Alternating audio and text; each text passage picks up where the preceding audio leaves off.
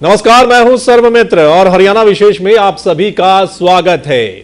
हरियाणा विशेष में आज हमारी चर्चा का विषय है भूमि अधिग्रहण कानून पर बवाल बीजेपी सरकार के नए भूमि अधिग्रहण कानून को लेकर है। दरअसल बीजेपी के इस नए कानून में विकास और इंफ्रास्ट्रक्चर के लिए किसानों की सहमति के बिना भी भूमि अधिग्रहण की जा सकती है। ये बात किसानों को गवारा नहीं है। 2013 के भूमि अधिग्रहण कानून के साथ इसका अंतर किया जाए तो किसानों को लगता है कि ये किसानों के हित में नहीं है। दरअसल सभी पार्टियां चुनाव के समय किसानों से बड़े बड़े वायदे करती हैं, लेकिन सरकार बनने के बाद किसानों से जुड़े मामलों पर मनमर्जी की जाती है। बीजेपी के इस नए कानून का किसानों के साथ साथ कई राजनीतिक पार्टियां भी विरोध कर रही हैं।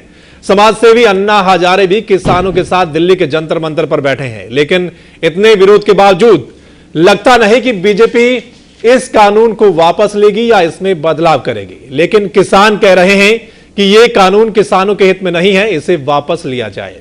इस बीच हरियाणा के किसानों के लिए एक अच्छी खबर है। आंदोलन के दौरान किसानों पर दर्ज केस वापस लिए जाएंगे। ये आज मुख्यमंत्री ने किसान संगठनों के साथ बैठक के बाद कहा है।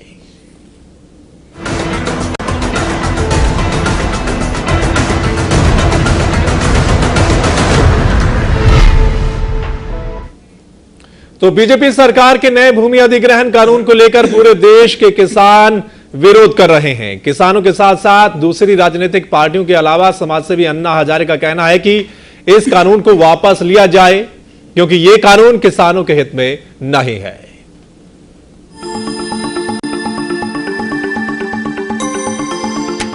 नए भूमि अधिग्रहण कानून को लेकर दिल्ली के जंतर मंतर पर कई राज्यों के किसान जुटे हैं। समाजसेवी अन्ना हजारे भी किसानों का साथ दे रहे हैं। किसानों का कहना है कि नया भूमि अधिग्रहण कानून किसानों के हित में नहीं है। नए कानून के तहत जमीन अधिग्रहण के कुछ मामलों में किसानों की सहमति जरूरी नहीं है। किसान इसका विरोध कर रहे हैं। किसानों के साथ साथ कई राजनीतिक पार्टियां भी इस कानून का विरोध कर रही हैं। हरियाणा में आम आदमी पार्टी इसके विरोध में जय किसान अभियान चलाए हुए है। इस अभियान के तहत वो सभी सांसदों को एक एक नमक की थैली भेंट कर याद दिलाएंगे कि किसानों के हित में जो वायदे किए हैं उनको पूरा करो और इस कानून को वापस लो। वहीं मुख्यमंत्री मनोहर लाल खट्टर ने कहा कि राजनीतिक पार्टियां इस मसले पर किसानों को गुमराह कर रही हैं। ये कानून किसानों के साथ साथ देश हित में है। दरअसल भूमि अधिग्रहण कानून 2013 के तहत किसानों की सहमति जरूरी थी। अब देखना होगा कि चौतरफा हो रहे विरोध को देखते हुए बीजेपी सरकार इस पर क्या फैसला लेती है। ब्यूरो रिपोर्ट, एवं तहलका, हरियाणा। तो बीजेपी की सरकार अध्यादेश लेकर आई थी, नया भूमि अधिग्रहण बनाया जाएगा। इसको लेकर जो किसान है पूरे देश के, वो विरोध कर रहे हैं। अन्ना हजारे भी विरोध कर रहे हैं। कई राजनीतिक पार्टियां भी विरोध कर रही हैं कि इसमें कुछ ऐसे बदलाव किए गए हैं जो किसानों के हित में नहीं है, जैसा कि हमने भी जिक्र किया। इसी पर आज हम चर्चा करेंगे कि इस नए कानून में क्या है जिसको लेकर किसान कह रहे हैं कि ये उनके हित में नहीं है। इस चर्चा में मेरे साथ शामिल हैं राजीव गोदारा जी, आम आदमी पार्टी के प्रवक्ता हैं। मेरे साथ सतीश नांदल जी, इनेलो के प्रवक्ता हैं, रोहतक से जुड़े हैं। मेरे साथ कैप्टन अजय यादव रहेंगे, कांग्रेस के नेता फोन पर रहेंगे। मेरे साथ वीर कुमार यादव जी, बीजेपी के प्रवक्ता, फोन पर रहेंगे। और मेरे साथ डॉक्टर सुरेंद्र धीमान है, कार्यकारी संपादक एवं तहलका, हरियाणा के। सबसे पहले वीर कुमार यादव जी, आपके पास आना चाहूंगा।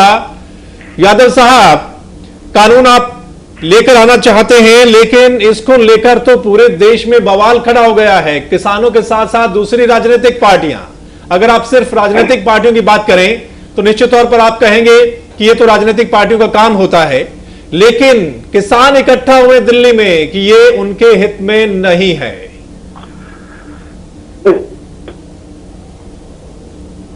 जी,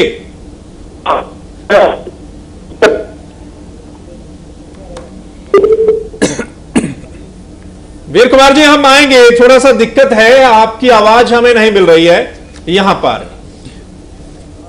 कैप्टन अजय यादव हमारे साथ बन गए हैं, कांग्रेस के प्रवक्ता हैं फोन लाइन पर। कैप्टन साहब, स्वागत है आपका। धन्यवाद जी। कैप्टन साहब, ये जो विरोध हो रहा है पूरे देश में, राजनीतिक पार्टियां भी विरोध कर रही हैं इस नए कानून का जो बीजेपी लेकर आ रही है। आप भी कानून लेकर आए थे 2013 में, उसके मुकाबले अगर देखा जाए तो किसानों को कहीं ना कहीं लगता है कि इसमें जो बदलाव किए गए हैं ये उनके हित में नहीं है।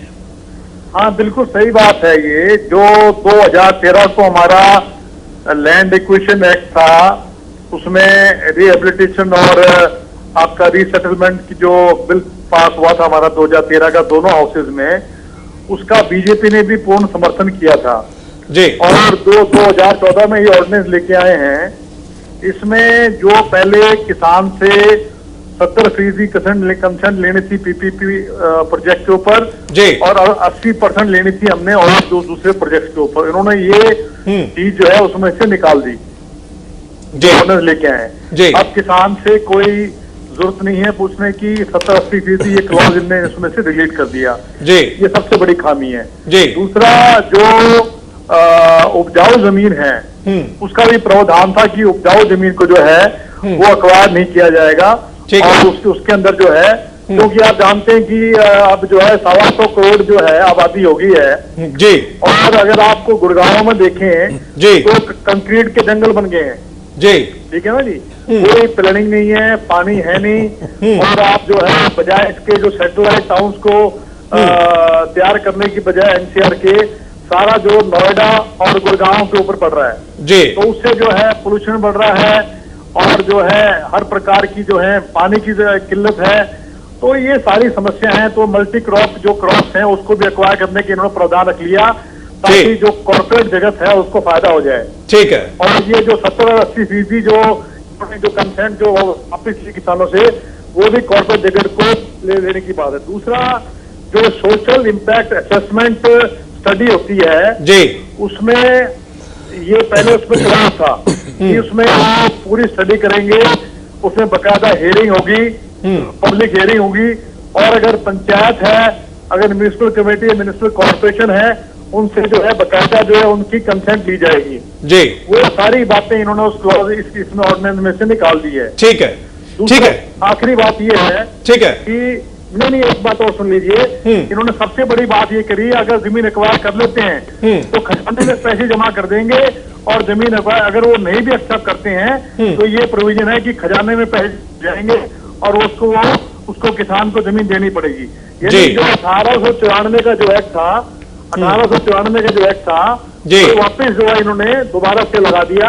और जो यूपीए सरकार ने जो बिल लेके आई थी जो किसानों के हित में था, राहुल गांधी जी से आप जानते हैं मैंने भी इसका बड़ा विरोध किया था उस वक्त जी, राहुल गांधी जी से मैं मिला। ठीक है। अब तो ये सारी जो एक तरीके से बिल की जो आत्मा है उसे निकाल दिया, तो बिल रह गया है। ठीक है, ठीक है। चलिए, इस बीच वीर कुमार यादव जी हमारे साथ जुड़ गए हैं। यादव साहब, सबसे ज्यादा संख्या किसानों की है इस देश में। अगर कोई भी राजनीतिक पार्टी किसानों को नाराज कर देती है तो इसका बहुत बड़ा खामियाजा उस पार्टी को भुगतना पड़ सकता है। आप जो नया कानून लेकर आ रहे हैं उसमें जो बदलाव किए गए हैं, कैप्टन अजय यादव ने जो अभी गिनवाया है, किसानों को लगता है कि ये उनके हित में नहीं है, मोटे मोटे, जैसा कि उनकी सहमति के बिना, और मुआवजा राशि भी है, और जो बात आती है उपजाऊ जमीन का अधिग्रहण, ये सब बातें आपको क्या लगता है? फिर भी मुख्यमंत्री साहब कहते हैं कि नहीं, दूसरी राजनीतिक पार्टियां किसानों को गुमराह कर रही हैं। सौरमित्र जी, मैं चाहता हूं मुझे 2 मिनट दीजिए। बिल्कुल। देखिए,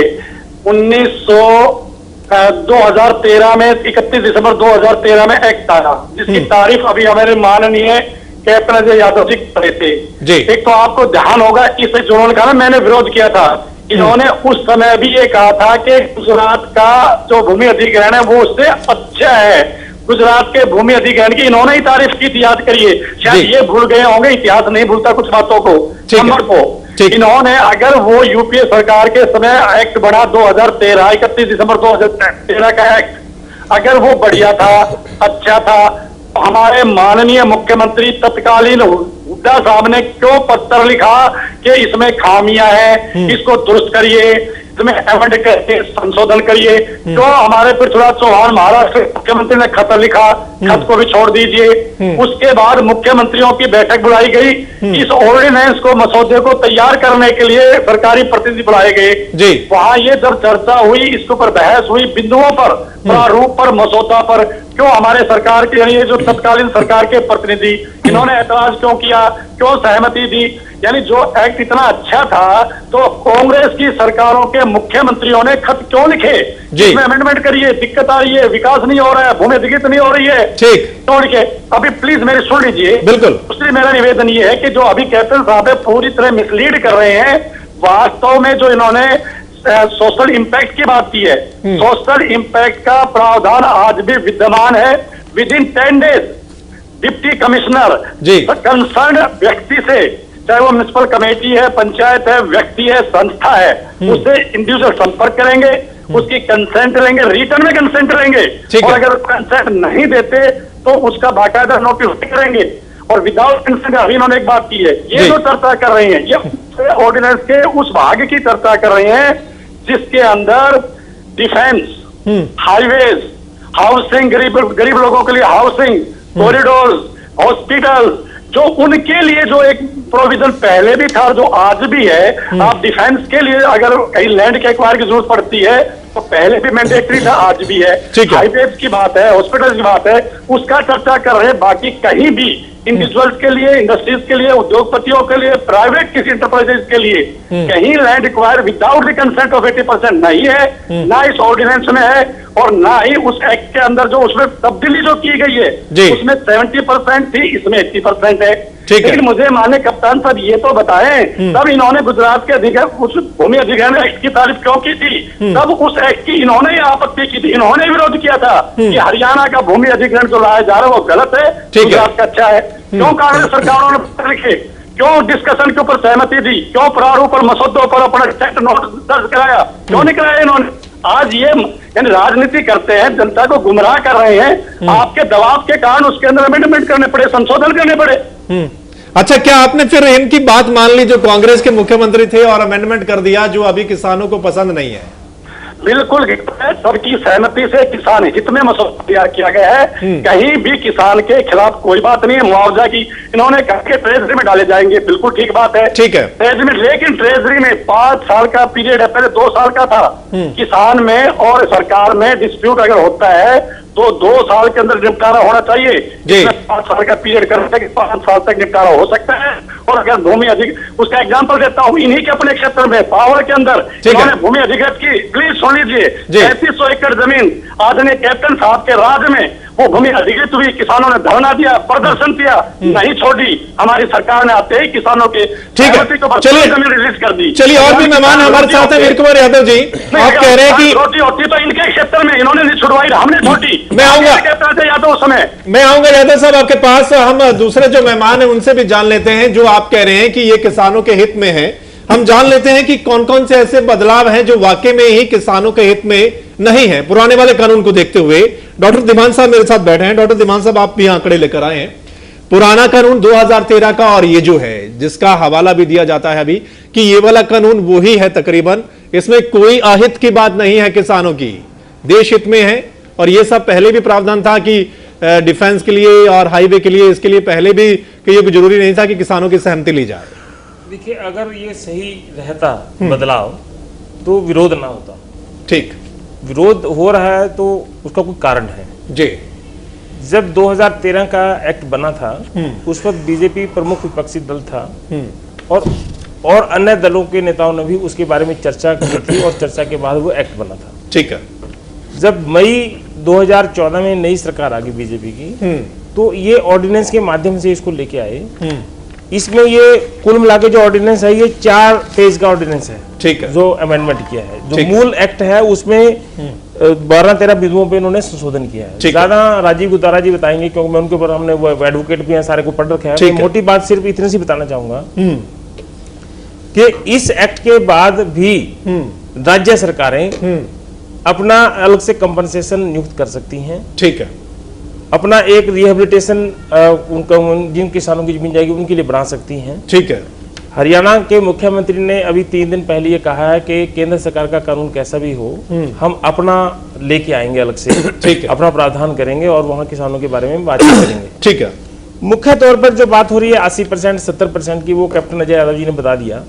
उसमें 5-6 बिंदु जो मुख्य तौर पर हैं वो हैं कि डिफेंस प्रोडक्शन के लिए चाहिए, रूरल इंफ्रास्ट्रक्चर, ग्रामीण जो ढांचागत विकास करना उसके लिए चाहिए, इंडस्ट्रियल कॉरिडोर जो ये चल रहा था जो बावर की जमीन का था उसके लिए इंडस्ट्रियल कॉरिडोर, इस प्रकार की उनके लिए उन्होंने छूट दी है। ओके। पहले भी गुदारा साहब बता देंगे वैसे और डिटेल में, पहले भी ऐसे प्रावधान है कि सरकार को जिस जरूरी काम के लिए जमीन चाहिए वो पहले भी प्रावधान था, राज्य सरकार या केंद्र सरकार के पास वो कर सकती है। ठीक है, पहले भी प्रावधान था। ठीक है। अब जो चेंज किया, जो टेक्निकली चेंज किया है, उसमें एक तो इन्होंने प्राइवेट कंपनी वर्ड था जो उसको प्राइवेट एंटिटी वर्ड के साथ प्रयोग चेंज किया है। ठीक है। और प्राइवेट एंटिटी का फिर आकर उन्होंने एक डेफिनेशन दी है। ठीक है। एक तो ये चेंज किया बड़ा। दूसरा जो छूट जो 80% 70% इंफ्रास्ट्रक्चर के लिए कहा वो छूट मिल गई, सोशल इंपैक्ट उसकी जरूरत की असेसमेंट की नहीं पड़ी। ठीक है। तीसरा एक जो कंपनसेशन देना है उसमें कोई चेंज नहीं किया किसी प्रकार का, वो वैसा ही है, वो वैसा ही है। लेकिन हरियाणा सरकार ने किया। ठीक है। हरियाणा सरकार ने इस ऑर्डिनेंस के आने से पहले ही कर दिया। 4 दिसंबर 2014 को ठीक है एक रूल बनाया, क्योंकि उसमें लिखा था कि राज्य सरकार रूल बनाएंगे। ठीक है। हरियाणा सरकार ने रूल बनाया है कि ग्रामीण क्षेत्र की जब जमीन ली जाएगी उसके साथ मल्टीप्लाई करना था कि मार्केट वैल्यू तो दोनों के लिए, अर्बन के लिए भी और उसके लिए मार्केट वैल्यू, कि मार्केट वैल्यू का कैलकुलेशन उन्होंने बताया कि 3 साल का पिछले उसका लिया जाएगा, कैलकुलेट उसका प्रावधान किया। लेकिन उसको जब गुणा करना था उसको करना था 1 या 2। ठीक है। मतलब अगर 100 रुपए जमीन है तो उसका मल्टीप्लाई करना था मार्केट रेट को कैलकुलेट करने के लिए 100 गुना 1 या 100 गुना 2, तो 200 रुपए ज्यादा। जो ये रेट आता है इसके ऊपर सोलेशियम है 100%। मतलब अगर वो 200 रुपए होता तो 100% का सोलेशियम लगा के वो 200 प्लस 200 400 रुपए हो जाता। ठीक है। लेकिन हरियाणा सरकार ने ग्रामीण क्षेत्र की जमीन के लिए 1 ही रखा। ठीक है। मतलब अगर मार्केट वैल्यू 100 रुपए है तो वो 100 रुपए ही रहेगी और फिर आगे उसको लोसेन 100 रुपए मिलेगा। मतलब पहले वाले से कम हो गया। पहले वाले में प्रावधान था 1 या 2, राज्य सरकार जैसा चेक कर सकती है। हरियाणा सरकार ने वो 2 वर्ड काट दिया, 1 ही रहने दिया। ठीक, मतलब कम हो गया, कुल मिलाकर वो कम ही हो गया। ठीक है। तो ये जो अभी हमारा जो बावल वाली जो जमीन का अधिग्रहण हुआ था 2 दिसंबर को कमिश्नर ने कमेटी की 4 को किया, उसमें भी उन्होंने वो सोलेशियम जो है गुतारा साहब का ज्यादा डिटेल है, मैं उसमें ज्यादा डिटेल नहीं जाना चाहता, बताएंगे। ठीक है। सोलेशियम में 30% भी दे दिया और 100% भी दे दिया। इसलिए अगर आपने याद किया होगा जो किसानों ने आंदोलन किया था कि किसी की जमीन का रेट तो ज्यादा था, किसी की जमीन का रेट कम था, वो कैलकुलेशन करने उसमें हालांकि एक्ट का कोई कसूर नहीं था। ठीक है। उसमें जिसने अवार्ड वो घोषित किया उसका कसूर। ठीक है। चलिए, तो किसान विरोध क्यों कर रहे हैं? अगर ये किसानों के हित में है तो फिर किसान विरोध क्यों कर रहे हैं पूरे देश में? राजीव गुदारा जी आपके पास आते हैं। राजीव गुदारा जी, आप बहुत सारे आंकड़े भी लेकर आए हैं, आप बताएंगे निश्चित तौर पर जिसका विरोध हो रहा है, पूरे देश के किसान विरोध कर रहे हैं, मोटी मोटी बात जिस तरीके से बताएं, आप थोड़ा सा और डिफाइन करेंगे। मुआवजा राशि क्या वही रहेगी या जो सहमति वाली बात है या उपजाऊ भूमि वाली बात है, ये सब बातों को लेकर क्या किसानों के यही मुद्दे हैं कि इनको छेड़ा गया है और ये उनके हित में नहीं है? 2 तरह से बात हो सकती है। एक हरियाणा सरकार ने जो किया और एक केंद्र सरकार ने जो किया। पहले मैं हरियाणा सरकार ने जो किया उसकी बात कर रहा हूं। मेरे पास ये एक्ट है जिसकी हम बात कर रहे हैं, जो 2013 में सालों के संघर्ष के बाद पास हुआ। ठीक है। उसका शेड्यूल 1 ये है जो मैं आपके सामने दिखा रहा हूं। ये शेड्यूल 1 ये बताता है कि इसमें मार्केट वैल्यू तय होगी जब कंपनसेशन के लिए, वो 3 साल की रजिस्ट्री और कलेक्टर रेट के हिसाब से होगी। उसके बाद फैक्टर अप्लाई करना है। फैक्टर यानी उस कीमत को कितने से गुणा करना है। ठीक है। वो 1 से लेकर 2 तक हो सकता है, परंतु किस पे आधारित होगा? शहर से उसकी दूरी कितनी है जमीन की, इसके आधार पे तय होना है। एक ही तरह का नहीं हो सकता, कोई जो शहर के नजदीक है उसका कम हो सकता है, 1 से 1.25 हो सकता है, 1.5 हो सकता है, और बिल्कुल दूर वाले का 2 हो सकता है। ठीक है। ये प्रावधान था। इसके मुताबिक हरियाणा सरकार को नियम बनाने थे। हरियाणा सरकार ने पहले नियम बनाए अक्टूबर में जो नियम बने उसमें इस शेड्यूल के मुताबिक जो नियम बनना था वो नहीं बना। हरियाणा सरकार ने 27 नवंबर को एक नोटिफिकेशन जारी किया और इसमें ड्राफ्ट रूल पेश किया गया और यह कहा गया कि इसमें 7 दिन का आपके पास वक्त है और 7 दिन में आप ऑब्जेक्शन फाइल कर दीजिए। इसमें प्रपोज क्या किया गया? 27 तारीख को ये जारी हुआ, 30 को अखबार में छपा और इसमें प्रपोज ये किया गया कि पूरे हरियाणा के लिए, आप देखिएंगे यहाँ पर ये रूरल एरिया 1 मतलब फैक्टर 1 लागू कर दिया गया पूरे हरियाणा में, ये प्रपोज किया गया। बावल के किसानों का अवार्ड होने वाला था, उन्होंने कहा कि ये ठीक नहीं है, उन्होंने इस पर ऐतराज किया, परंतु उन ऐतराजों को सुने बिना 4 दिन के अंदर अंदर 30 के बाद 4 दिसंबर तक हरियाणा सरकार ने ये नोटिफिकेशन जारी कर दिया, जो अंतिम नोटिफिकेशन हरियाणा सरकार का है। इसके अंदर वो क्या कहते हैं, इसमें वो कहते हैं फैक्टर जो रूरल के लिए अप्लाई होना है वो 1 होगा पूरे हरियाणा के लिए और अर्बन के लिए भी 1 होगा। तो जो कानून का प्रावधान था उसके एकदम विपरीत उसके बाहर जाकर इन्होंने कर दिया। इससे होगा क्या, मान लीजिए किसी किसान की जमीन हुई, मार्केट वैल्यू क्या हुई 25 लाख रुपया, अगर आप फैक्टर 2 अप्लाई करते तो उसको 2 से गुना कर देते और 50 लाख हो जाती। और जो कानून कहता है, एक बात और कानून कहता है कि सोल्यूशन जो है इसी शेड्यूल 1 में भी है और सेक्शन 30 में भी है, इसके मुताबिक 100% सोल्यूशन मिलना है, तो वो 50 के बाद 1 करोड़ रुपए टोटल मिलता। तो हरियाणा सरकार क्या कर रही है, हरियाणा सरकार ने पहले तो 50 लाख में रोक दिया अगर 100% सोल्यूशन दे, परंतु हरियाणा सरकार इससे बड़ा धोखा कर रही है। बावल के किसानों को जो 4 दिसंबर को ही अवार्ड हुआ था उसमें सोल्यूशन 30% दिया गया। ठीक है, अभी सिरसा जिला के अंदर बाईपास बनने वाला है और बाईपास के लिए जो जमीन एक्वायर हो रही है और जो नेशनल हाईवे सड़क की चौड़ी होनी है उसके लिए जो कैलकुलेशन आई है उसकी एक कॉपी है, ऑफिस से हमने अधिकृत रूप से निकलवाई है। इसके अंदर उन्होंने कैलकुलेशन में सोल्यूशन जो है वो 30% बताया है। अगर ये 30% बताया है तो आपने डबल नुकसान किया।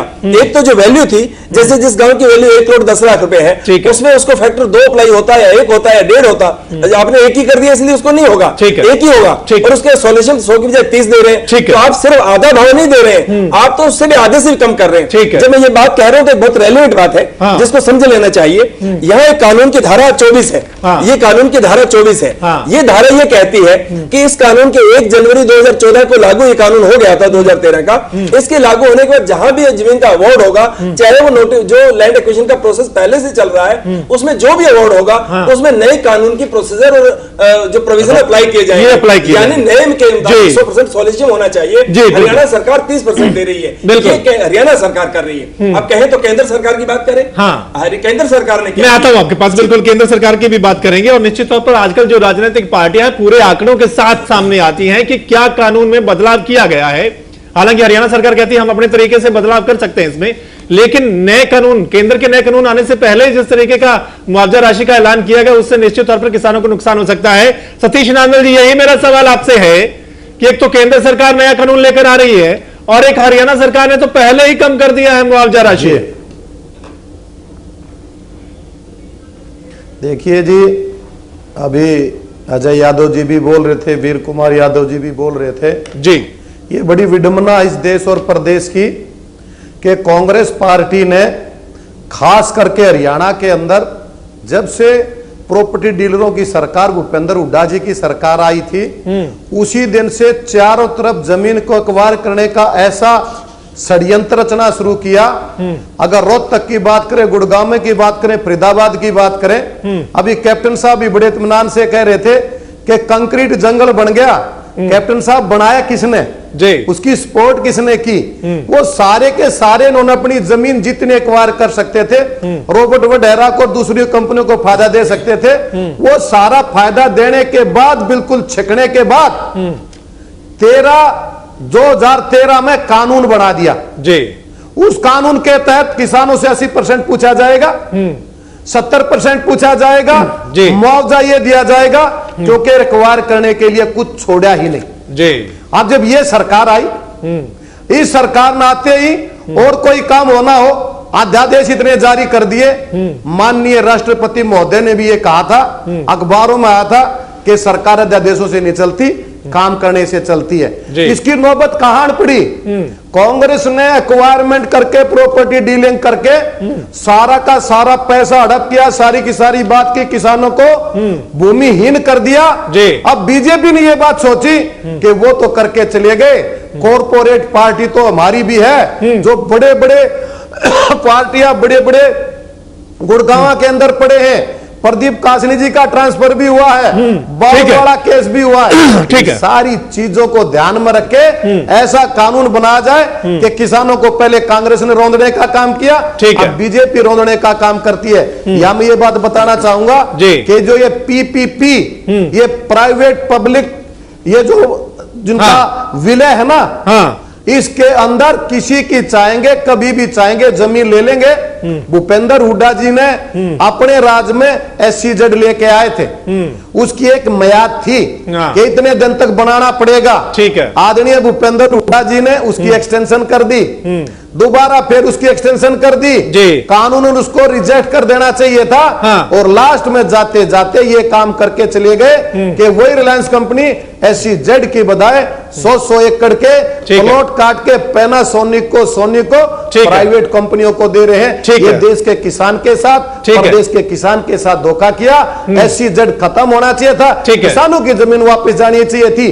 बीजेपी के ओम प्रकाश धनखड़ जी, किसानों के नेता, कृषि मंत्री, इन्होंने रैली भी निकाली थी, इन्होंने पैदल यात्रा भी की थी। कहां आज वो बात? ठीक है, तो कुल मिलाकर सतीश रंजन जी कह रहे हैं कि कांग्रेस ने भी जो किया वो ठीक नहीं था, और ये बिल्कुल हम इसका विरोध करते हैं। और बीजेपी का नया कानून भी किसानों के हित में नहीं है। कैप्टन अजय यादव जी, कैप्टन साहब आप हमारे साथ बने हुए हैं?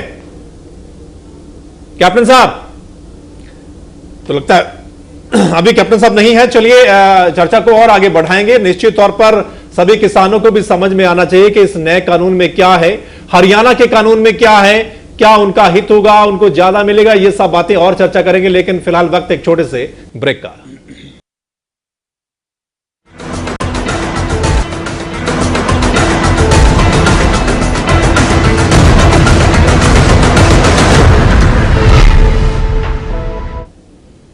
ब्रेक के बाद आप सभी का स्वागत है दोस्तों। चर्चा हमारी जारी है। भूमि अधिग्रहण कानून पर बवाल क्यों मचा हुआ है? आखिरकार कुछ ना कुछ तो गड़बड़ जरूर होगा। वैसे ही किसान क्यों इकट्ठा हो गए इतनी तादाद में दिल्ली में, और राजनीतिक पार्टियां भी इसका विरोध कर रही हैं। हालांकि बीजेपी कह रही है कि इसमें कोई भी ऐसी बात नहीं है जो किसानों के हित में ना हो, देश हित में है ये जो नया कानून है। डॉक्टर निमान साहब आपके पास आता हूं। डॉक्टर साहब, जिस तरीके से आप कह रहे हैं कि हालांकि प्रदेश की सरकारें उसमें अपने तरीके से कर सकती हैं अमेंडमेंट जो भी करना हो, लेकिन नया कानून केंद्र सरकार की ओर से आने से पहले ही जिस तरीके का इशारा जो प्रदेश की सरकार ने किया है, तो निश्चित तौर पर आगे फिर वो क्या करेगी?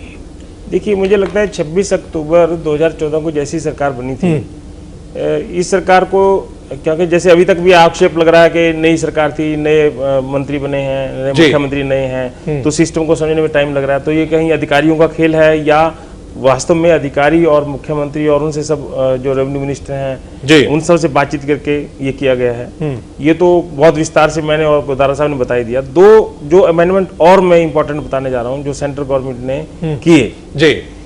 एक था उसमें कि अगर कोई अधिकृत जमीन पर 5 साल तक कुछ नहीं लगेगा, कुछ वो उसका प्रयोग नहीं होगा, उसको वापस करना पड़ेगा। ठीक है। इसने क्या प्रावधान किया? 5 साल के साथ टर्म में क्या किया? दिया उसको नहीं अंतर्गत उसमें चेंज किया। उसमें क्या है कि जो प्रोजेक्ट है वो जो प्रोजेक्ट है वो लगे या 5 साल जो लेटर हो, जो बाद में, मतलब उसमें लेटर अर्लियर होता है, ठीक है, 5 साल जैसे ही पूरे होंगे या तो 5 साल में वो जमीन पे प्रोजेक्ट लग जाए, ठीक है, या 5 साल तक वो नहीं तो अन्यथा 5 साल में वो कहते हैं लेटर जो बाद में होगा, ठीक है। एक प्रावधान तो ये किया। दूसरा एक प्रावधान और वो उसकी तरफ सब लोगों का ध्यान आकर्षित करवाने की जरूरत है। इसमें कहा गया था अगर इस भूमि अधिग्रहण प्रक्रिया के दौरान अगर कोई अधिकारी या कहीं पर कोई किसी प्रकार का अपराध होता है, ऑफेंस होता है, ठीक है, तो पहले था उसमें प्रावधान पिछले वाले एक्ट में कि जो विभाग का अध्यक्ष है HOD, ठीक है, वो उसके ऊपर मुकदमा चलेगा, ठीक है। इसने उसकी वो नए जो संशोधन किया बीजेपी गवर्नमेंट ने ऑर्डिनेंस लेके, ठीक है, वो निकाल दिया, ठीक है। उसमें कहा कि काट दिया, वो काट दिया। उसमें कहा अगर किसी के ऊपर, पहले तो HOD बॉडी भी काट दिया, ठीक है, कि अगर किसी के ऊपर कोई ऑफेंस चलेगा भी तो एप्रोप्रिएट अथॉरिटी से उसकी अनुमति ली जाएगी, ठीक है। ये इसका तो मुझे नहीं लगता क्यों ऐसा किया। इसमें तो कोई मंत्री आता ही नहीं था, अफसर आते थे, इसमें कहा क्यों बचाव किया गया। एक इंपॉर्टेंट ये एक और जो बहुत महत्वपूर्ण था, ठीक है, ये सरकार तो ऑफिसर ही तो चला है। एक और महत्वपूर्ण था जो सबसे लास्ट में, इस संशोधन का सबसे लास्ट पार्ट जो है, ठीक है, उसमें लिखा है कि जो मेन एक्ट था जो कांग्रेस राज्य में बना था, कि अगर कोई बहुत सारी कोई विवाद हो जाता है, किसी इश्यू में विवाद हो जाता है, तो जो मुआवजे के संबंधित था, ठीक है, कि केंद्र सरकार या राज्य सरकार वो उसको मतलब केंद्र के बारे में था वो, क्योंकि एक्ट सेंट्रल एक्ट था कि 2 साल तक वो उसको पार्लियामेंट के अंदर पेश करेगी, ठीक है। इसने उसको काट के 5 साल कर दिया, ठीक है। तो 5 साल कांग्रेस सरकार चलती है तो इन्होंने पूरा प्रावधान 5 साल का कर दिया। ठीक है। एक अमेंडमेंट ये किया है, तो ये 10-12 अमेंडमेंट थी जो टेक्निकल थी, लोगों को समझ में कैसे आ सकती थी, साधारण भाषा। बिल्कुल। तो क्या क्या बदलाव किए गए ये हम बताने की कोशिश भी कर रहे हैं। जमीन का भी कर दिया इन्होंने। हाँ, वो तो आपने बता ही दिया ना, वो तो मैंने रिपीट नहीं किया ना। ठीक है। मैंने जो बचाया बच गया था, जो बच गया था वो जमीन का भी कर दिया। हाँ, मोटी मोटी बातें क्या है जो बदलाव की गई हैं, जिसको लेकर किसानों का कहना है कि ये ठीक नहीं है। वीर कुमार यादव साहब भी हमारे साथ जुड़ गए हैं दोबारा। यादव साहब, जिस तरीके से पहले भी ये बात सामने आई कि प्रदेश सरकार अपने तरीके से इसमें अमेंडमेंट कर सकता है, लेकिन प्रदेश सरकार ने, जो अभी गोदारा साहब भी बता रहे थे, खासकर जो प्रदेश सरकार ने इस बदलाव किया है अभी कुछ समय पहले ही, उसमें तो मुआवजा राशि और कम कर दी गई है भूमि अधिग्रहण को लेकर। तो इसमें अभी और क्या अपेक्षा की जाए उससे कि केंद्र सरकार चाहे जो भी कानून बना दे, प्रदेश सरकार ठीक करेगी किसानों के साथ? एक तो गोदारा जी पूरी तरह मिसलीड कर रही हैं। मैं आपको बता दूं, अभी डॉक्टर धीमान ने जो पॉइंट आउट किए हैं, 100% वही ऑर्डिनेंस मेरे हाथ में है, 100% वही है, और ये और लाभ की बात है।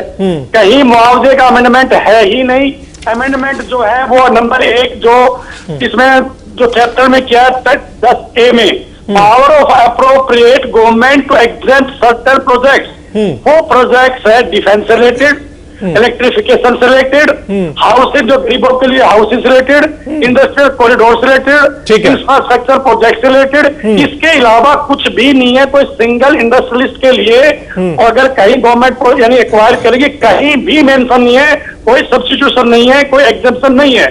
ये मिसलीड कर रहे हैं। सेकेंडली, अभी जो डॉक्टर धीमान ने बताया 100% वही बात है, प्लीज सुन लीजिए।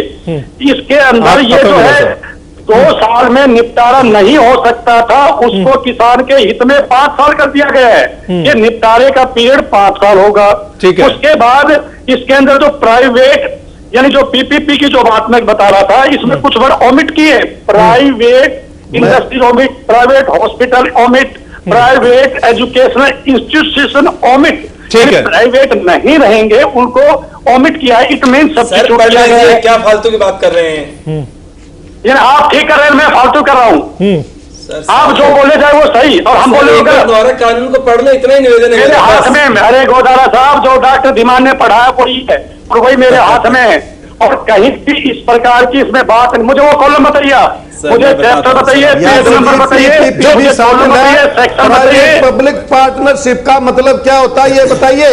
पब्लिक इंटरेस्ट में डिफेंस है, हाईवेज है, आपको बहुत सारी चीजें अच्छी लग रही हैं।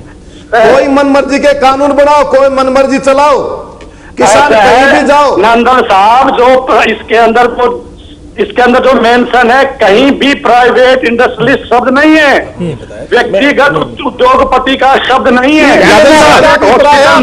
यादव साहब, एक क्लैरिफिकेशन, पब्लिक पार्टनरशिप क्या होती है? क्लैरिफिकेशन सरकार जरूरी है। नंदन साहब, हाईवे, रेलवे, धीमान जी, पीपीपी का मतलब यह है किसी के लिए कोई उपजाऊ जमीन लेके दे दो, उसमें रोड बनाओ, कोई भी चीज बनाओ। नंदन साहब, एक मिनट, जो यादव साहब ने, यादव जी ने जो इशू उठाया ना, थोड़ी सा एक लाइन उसको क्लियर करना बड़ा जरूरी है।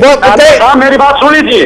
जो 13 का कानून है वही कानून लागू है, उसमें कई अमेंडमेंट नहीं है, कई यादव साहब नहीं है। वीर कुमार यादव जी, प्लीज डॉक्टर साहब, उपजाऊ जमीन से रिलेटेड, मुआवजे से रिलेटेड कोई सब्स्टिट्यूशन नहीं है, कोई अमेंडमेंट नहीं है, मुझे बता दीजिए। यादव साहब, एक मैं उस बारे में बात कर रहा हूं जो आपने एक लाइन उठाई है ना, जो ओमिटेड शब्द कर दिया है, जिसको आप कह रहे हो, मैं उसकी बात करना चाह रहा हूं। ये जो सेक्शन 2 है जिसके बारे में बात की गई है, जिसमें आपने ओमिट वर्ड का प्रयोग किया है, वो ओरिजिनल जो लाइन थी वो क्या, वो देख लो, क्या उसका मीनिंग कुछ और निकालिए आपने, उसका मीनिंग कुछ और निकलता है। बिल्कुल मीनिंग ये ओरिजिनल एक्ट है, मैं ओरिजिनल एक्ट बता रहा हूँ। ओरिजिनल एक्ट भी मेरे पास है, वो एक्ट भी मेरे हाथ में। प्लीज ओरिजिनल, उसमें आप देखिए सेक्शन 2 का 1B1 का जो ऑल एक्टिविटी, मतलब ये किसके बारे में बात हो रही है कि जो जमीन का अधिग्रहण होगा वो किन किन चीजों के लिए होगा। उसमें लिखा all activities or items listed in the notification of Government of India, Department of Economics affairs.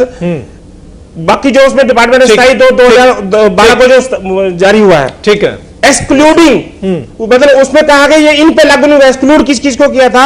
Private hospitals, private educational institutions, and private hotels, ठीक है, तो उसमें उन्होंने 3 शब्दों का विलोप किया कि private hospitals, private educational institutions पर भी अब ये लागू होगा, ठीक है, 2 पे, प्राइवेट होटल्स पे लागू नहीं होगा, उसको एज इट इज रखा है, ठीक है, ठीक बात, ये वर्ड है, ठीक, टेक्निकल वर्ड। हाँ, चलिए, इस बीच हमारे साथ संपत सिंह जुड़ गए, मैं गुजारा साहब आपके पास आ रहा हूँ। मैं इसको जरा मित्र जी मैं क्लैरिफाई कर दूं। हाँ, पहले इनके लिए भी प्राइवेट इंस्टीट्यूशन, प्राइवेट नहीं था यादव साहब, प्लीज, नहीं था, उसमें एक्सक्लूड कर था, इनको भी एक्सक्लूड कभी, इनको छोड़ के बाकी पे 27/2/2012 को जो government of India economics department का जो अफेयर्स का जो नोटिफिकेशन है उन पे लागू होगा, excluding private hospitals, private educational institutions.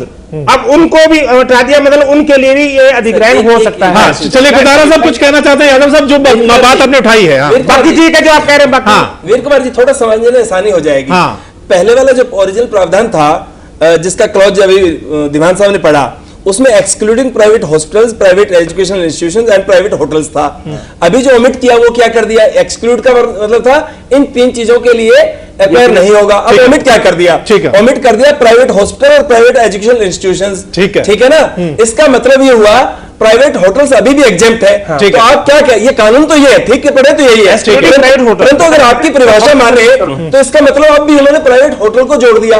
कह रहे प्राइवेट होटल के लिए अब भी नहीं होगा, प्राइवेट एजुकेशल इंस्टीट्यूशन और प्राइवेट हॉस्पिटल के लिए होगा। कानून को ठीक से पढ़िए, एक्सक्लूडिंग वर्ड पढ़िए। चलिए, मैं आऊंगा, हमें आऊंगा यादव साहब, है ना, यादव साहब मैं आपके पास आऊंगा, चाहे वहीं पे एक्वायर करेंगे, अपने आदमियों को मोबिलाइज करेंगे। चलिए, मैं आऊंगा यादव साहब। इस बीच हमारे साथ वरिष्ठ नेता कांग्रेस के संपत सिंह जी जुड़ गए हैं। संपत सिंह साहब, आपने 2013 में जो कानून बनाया और जो नया बीजेपी सरकार लेकर आ रही है, उसको लेकर किसानों को कहना है इससे तो 2013 का ठीक था, लेकिन वो भी आरोप है, जिस तरीके से इनेलो के नेता हमारे साथ बैठे हैं, कि कांग्रेस ने पहले अपने तरीके से अधिग्रहण किया और जाते जाते इस कानून को बनाकर चले गए। देखिए, ये इल्जाम लगाना एक मामूली सी बात है। जिन लोगों को भी पार्लियामेंट में बहुमत आना नहीं, जिनका लेना नहीं देना नहीं, उनका क्या कानून से, राष्ट्रीय कानून से वास्ता है, क्या ना वास्ता। मैं तो ये मोटी सी बात कहना चाहता हूँ, चाहे कभी गए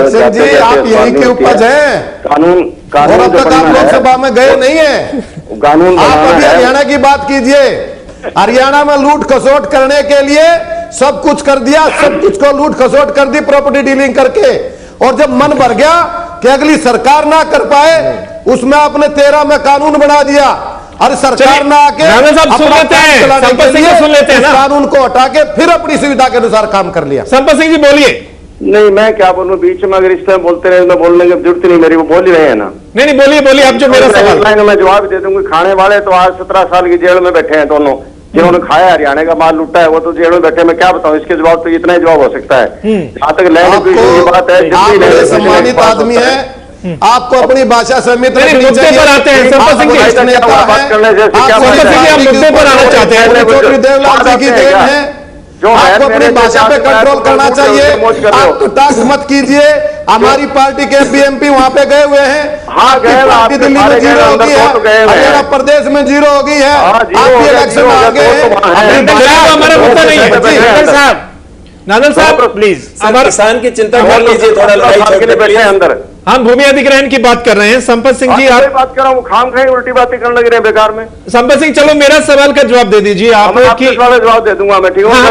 आपका देना चाहता हूँ मैं, ये मैं देना चाहता हूँ कि भूमि अधिग्रहण का जो बिल पास किया गया था, बहुत सोच विचार के पास किया गया था, और ये जाते जाते की बात नहीं होती। पार्लियामेंट बाकायदा पास किया, जाते करे आते करे, लेकिन एक लोगों के हित का, किसानों के हित के लिए किया गया था, ठीक है। और उसमें जो है मेन बातें ऐसी, मैं एक तो मैं पूछना चाहता हूँ, बीजेपी 2005 में भी हो सकता था, प्लीज, बहुत सीनियर प्रवक्ता है, पूछना चाहता हूं कि ये अमेंडमेंट लाने की जरूरत क्या पड़ी? क्योंकि जब ये बिल आया था, ठीक है, उस टाइम इस बिल को इंट्रोड्यूस करने के बाद स्टैंडिंग कमेटी को भेजा गया था, ठीक है, और ये स्टैंडिंग कमेटी के बारे में बहुत कम लोगों को पता होगा। दिमानजा से इंटेलिजेंट आदमी को पता है, क्योंकि कमेटी की जो हेड कौन थी उस टाइम, आज की स्पीकर श्रीमती सुमित्रा महाजन उस स्टैंडिंग कमेटी के अध्यक्ष थी, और उनके पास ये भेजा गया, बाकायदा बीजेपी के अध्यक्ष होने होती, वहां एमपी सभी पार्टियों के थे, और वहां डिस्कशन हुई, 2 साल स्क्रूटनी चली इसकी, और उसके बाद इसकी रिकमेंडेशन की गई पार्लियामेंट के अंदर कि ठीक है, ये बिल ठीक है, और उसके बाद डिस्कशन हो गए, सुषमा स्वराज ने इसको सैल्यूट भी किया था बिल को, और उसके बाद ये बिल पास किया गया। जब एक सभी पार्टियों ने एक मत होकर और सारे देश के लोगों ने सराहा, किसी ने कोई उंगली नहीं उठाई, आज भी नहीं उठा दिखा रहे उस एक्ट के ऊपर। अन्ना जी जैसे जो आदमी निष्पक्ष आदमी वो भी कह रहे हैं कि वो बिल ठीक था। वो बिल पास होने के बाद में उस अमेंडमेंट की जरूरत नहीं थी, लेकिन क्योंकि कॉर्पोरेट हाउसेज के सारे ये सरकार आई और कॉर्पोरेट हाउसेज को जगह देना चाहती थी, इसलिए इन्होंने ये सारा तरमीम किया। 5 मोटी बातें इसके अंदर जो मेरे नोटिस में आई है वो हमने बता दी। संपत सिंह जी, जो क्या क्या बदलाव है वो हमने बता दिया, लेकिन आपकी बात भी आगे बढ़ाते हैं। पता है यादव साहब, पहले कॉर्पोरेट जगत से कर लिया काम मिलके है कि जरूरत क्या पड़ी इसमें बदलाव करने की? अगर पुराने वाला ठीक है, इनको कोई जरूरत नहीं है। मैं आदरणीय संपत सिंह जी की बात का जवाब देना चाहता हूँ। हाँ, आदरणीय संपत सिंह जी बहुत हमारे वरिष्ठ नेता है, बहुत प्रतिष्ठित है, मैं उनका बड़ा सम्मान करता हूँ। ठीक है। उन्होंने कहा जरूरत क्यों पड़ी। हाँ, जब इतना सुंदर बिल था, एक्ट जो था या बढ़िया बन गया था, सब है, तो माननीय मुख्यमंत्री भूपेंद्र सिंह हुड्डा ने पत्र क्यों लिखा, पृथ्वीराज चौहान ने पत्र क्यों लिखा कि इसमें बदलाव किया जाए। नंबर 2, जब इस भूमि अधिग्रहण एक्ट के ऊपर चर्चा के लिए जब मुख्यमंत्रियों को बुलाया गया, सरकार के प्रतिनिधियों को बुलाया गया, तो हमारे सरकार के प्रतिनिधियों ने इसमें चर्चा में भाग क्यों लिया, और जब ये प्रारूप बढ़ रहा था तो आपत्ति क्यों नहीं की। यानी किस लिए लेटर लिखा? जब बिल तो बहुत अच्छा था, फिर बदलाव के लिए पत्र क्यों लिखा कि इसमें कुछ बदलाव किए जाए? मुझे इसका जवाब दे दीजिए। पृथ्वीराज चौहान ने और मुख्यमंत्री भूपेंद्र सिंह हुड्डा ने केंद्र सरकार को पत्र क्यों लिखा इस बिल के बारे में? ठीक है, एक लाइन में जवाब दे दीजिएगा संपत सिंह जी इसका।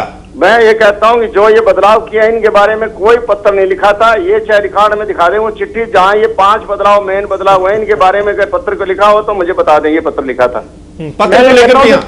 जब एक्ट कंप्लीट था, सही था, तो पत्र लिखने की आवश्यकता ही क्या थी?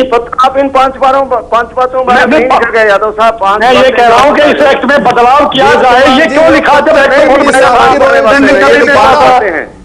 इन 5 बातों के बारे में इसका तो प्रमाण नहीं है। बहुत अच्छी बन रही है, दे दो किसानों को। यादव साहब, अब वो पत्र भी सामने आना चाहिए, क्योंकि कांग्रेस वाले कह रहे हैं कि हमने ऐसा कोई पत्र नहीं लिखा। आप कह रहे हैं कि मुख्यमंत्री हुड्डा ने पत्र लिखा। मुझे लिखा है। आदरणीय संपत सिंह जी, मुझे ये बताइए, एक्ट बहुत बढ़िया था, सब पार्टियों में डिस्कशन हुआ, स्टैंडिंग कमेटी की चेयरमैन सुमित्रा महाजन थी, एक्ट बन गया और बढ़िया एक्ट बन गया। फिर पत्र लिखने की आवश्यकता क्यों आई? क्यों लोग बताई, क्यों चाहा कि इसमें अमेंडमेंट करो? तो बहुत बढ़िया था, किसान के लिए हमेशा गुंजाइश रहती है, लेकिन गलती तो उन्होंने की, अब आपने इसको बदलने की कहाँ जरूरत थी? नहीं, वीर कुमार जी, उन्होंने तो लेटर लिख दिया, अब आपने क्यों बदला? आप ये बताइए, जरूरत कहाँ पड़ गई थी अब इसको बदलाव लेने की? पूछे तो मैं बता देता हूं। आपको जरूरत को स्वामीनाथन रिपोर्ट में लागू करना चाहिए था, किसानों को बात करनी चाहिए थी, किसानों को दोबारा मारने का काम आप लोगों ने। ठीक है, संपत सिंह जी एक लाइन बोलना चाहते हैं। संपत सिंह जी, आप बहुत सीनियर नेता है, आप जरा सुन। जस्टिस नांदल जी प्लीज, या आप भूमि अधिग्रहण पर बात कर लीजिए या स्वामीनाथन पर बात कर लीजिए। जस्टिस नांदल जी, आप दोनों को मिक्स मत करिए। चलिए संपत सिंह जी एक लाइन बोलना चाहते हैं। वीर कुमार यादव जी सुन लीजिए। मैं ये कहना चाहता हूँ कि जो चिट्ठी की बात आप कह रहे हैं, हाँ, हो सकता है, क्योंकि मुझे नहीं पता, लेकिन मैं बता रहा हूँ किस बार लिखा जो मुझे महसूस हुआ था खुद को।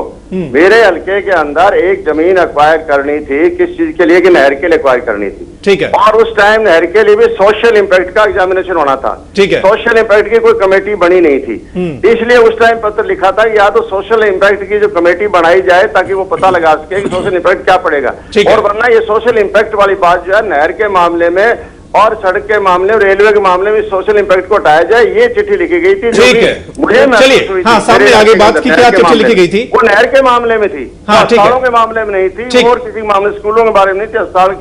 ठीक है, गोदारा साहब आप कुछ कहना चाह रहे हैं इस पर? ठीक है, मैं आऊंगा आपके पास संपत सिंह जी और वीर कुमार यादव जी। गोदारा साहब जी, वीर कुमार जी ने मुझ पे आरोप लगाया कि मैं मिसलीड कर रहा हूं। मेरा एक बार फिर गुजारिश है, वीर कुमार जी सुन लीजिएगा। नियम नोटिफिकेशन जारी करके होता है और ऑर्डिनेंस केंद्र सरकार ने किया है। हरियाणा सरकार, केंद्र सरकार, 2 मामले हैं। ये जो शेड्यूल 1 है, मैं आपको फिर दिखा रहा हूं वीर कुमार जी, इसका पैरा 2 जो है कहता है factor by which the market value is to be multiplied in the case of rural areas. इसमें लिखा है 1, to 2 based on the distance of project from urban area as may be notified by the appropriate government। ये notification Haryana सरकार को करनी थी, जो हरियाणा सरकार ने सिर्फ 1 हफ्ते का ही नहीं 4 दिन का समय देकर ऐतराज जो आए उनको बिना सुने 4 दिसंबर 2014 को जारी किया। आप मैं जो नियम बता रहा हूं हरियाणा सरकार द्वारा जारी किया हुआ, ये आप देखेंगे ध्यान से, हरियाणा गवर्नमेंट की नोटिफिकेशन है। आप तब ऑर्डिनेंस की बात कर रहे हैं, तो मिसलीड कौन कर रहे हैं देख लीजिए। और फिर इसमें जो प्रोविजन है फैक्टर 2 में क्या लिखा है, ध्यान से सुन लीजिए सर। इसमें लिखा है factor by which the market value is to be multiplied in the case of rural area, यानी कौन से फैक्टर से रूरल एरिया में जो मार्केट वैल्यू मल्टीप्लाई की जाएगी, गुणा की जाएगी। इसके आगे लिखा है 1, पूरे हरियाणा के लिए 1 से मल्टीप्लाई करने की बात आपने कह दी, चाहे कितनी दूर हो, जबकि कानून कहता है कि शहर से दूरी के आधार पर होनी चाहिए 2। एक मेरा सवाल ये, दूसरा सवाल मैंने आपसे और किया था कि जब सॉल्यूशन की बात साफ साफ शेड्यूल भी कहता है और सेक्शन 30 भी कहता है कानून का कि 100% सॉल्यूशन होगा, तब सिरसा जिला के अंदर जो बाईपास बनना है उसकी लैंड एक्वायर हो रही है वेदवाला और इन सब गांवों की, उसका ये कैलकुलेशन है सरकारी तरीके से निकलवाया गया है। इसमें लिखा है सॉल्यूशन 30%। आप ये 30% क्यों देने जा रहे हैं? मेरी जानकारी के मुताबिक 2 मार्च को ये अवार्ड होना है, जबकि सेक्शन 24 ये कहता है बहुत साफ शब्दों में कि इसमें जो अप्लाई करना है, जो कानून अप्लाई करेगा, सेक्शन 24 पढ़ रहा हूं वीर कुमार जी, वो कहता है अवार्ड अंडर सेक्शन 11, यानी कि जब अवार्ड नहीं हुआ वहां पर नए कानून के प्रोविजन अप्लाई करेंगे। एक बात सर, दूसरी बात मैं आपसे एक बात और कहना चाहता हूं सिर्फ अंतिम।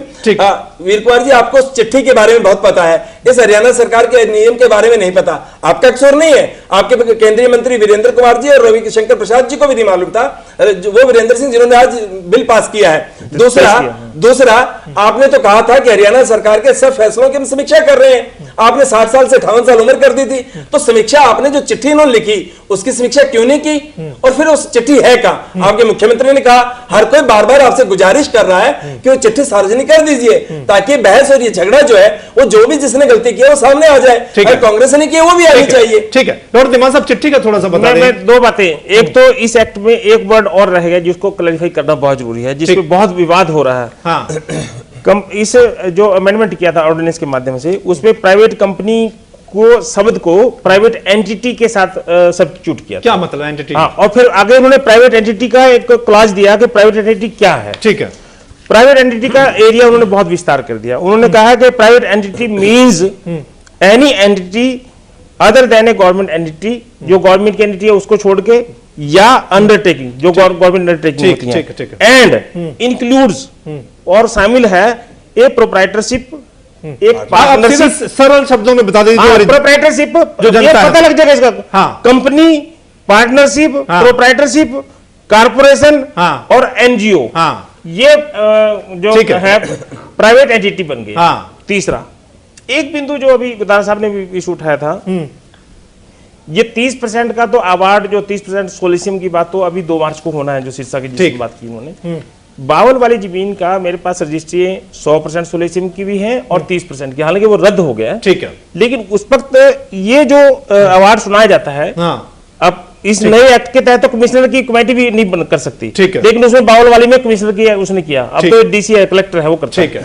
तो ये कलेक्टर को जो अवार्ड सुना रहा है, ये उस पहले वाले केस में जो मुझे तक जानकारी है उनको भी चार्जशीट किया जाने वाला है। ठीक है। उस कुछ कमियों की वजह से। ठीक है। और अगर ये सिरसा वाले में सोल्यूशन 30% लगा दिया, ठीक है, इसमें मार्जिन सुनिश्चित कर दीजिए 30 नहीं हो 100 होना चाहिए। ये सोल्यूशन को उसमें तो प्रावधान चेंज ही नहीं किया, बीजेपी ने भी चेंज नहीं किया। बीजेपी ने चेंज कोई नहीं किया उस एक्ट में। बिल्कुल यादव साहब बिल्कुल ठीक करें, वीर कुमार यादव जी। लेकिन हरियाणा सरकार ने अपना रूल बना दिया, अच्छा, कि वो 1 ही देंगे, 2 नहीं देंगे। और 2 का सोल्यूशन अगर 100% लगाने को 4 गुना हो जाता है वो। ठीक है। तो वो 1 ही रखा, वो रूल है, एफसीआर की वेबसाइट पे अवेलेबल है। हाँ। 4 वो नई वाली में है, बिल्कुल जो नई डेट है उसमें है। चलिए यादव साहब, जाते जाते वो चिट्ठी वाली बात बता दीजिए, वो सार्वजनिक करेंगे। हाँ सुनिए, वो भी थोड़ा, मैंने अभी परसों एक समारोह था, उसमें भूपेंद्र सिंह हुड्डा आए हुए थे। ठीक है। एक पुस्तक का विमोचन था, तो मैंने भी और पत्रकार भी थे, उन्होंने पूछा कि वो चिट्ठी का क्या जिक्र है जो आपने चिट्ठी लिखी थी इस एक्ट के खिलाफ। ठीक है। ऊपर मैंने ये लिखी थी, ये तो माना उन्होंने कि मैंने चिट्ठी लिखी थी, लेकिन मैंने गलत काम के लिए नहीं लिखी थी। मैंने कहा था कुछ और सुधार अगर हो सकते हैं वो सुधार किए जाने चाहिए, जो इसमें काम किया है ये मैंने लिखा था। ठीक है। होनी चाहिए। वो 33%